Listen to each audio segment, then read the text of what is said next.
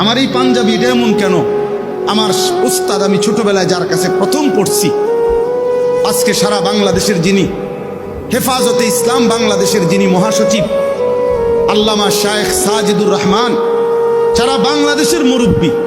আমি ছোটবেলায় ব্রাহ্মণবাড়িয়া দারুল আরকাম মাদ্রাসায় পড়ছি ছোট্টবেলায়। তা আমি হুজুরে দেখছি জুব্বা পরে এই টাকনুর উপর পর্যন্ত।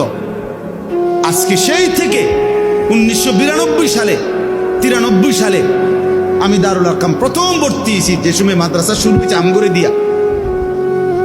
সেই সময় এই জুব্বা পড়া অভ্যস্ত হয়েছি। আজ 44 বছর বয়সেও একই রকম পাঞ্জাবি। আপনি আমার কোনোদিন দেখছেন তাইলে? আমার এটা আদর্শ আছে। আমি কেন দাড়ি রাখছি? আমার রাসূল সাল্লাল্লাহু আলাইহি ওয়াসাল্লাম দাড়ি লম্বা করতে বলছে। আমি মুছ ছোট করলাম কেন? তো রাসূলুল্লাহ সাল্লাল্লাহু আলাইহি ওয়াসাল্লাম মুছ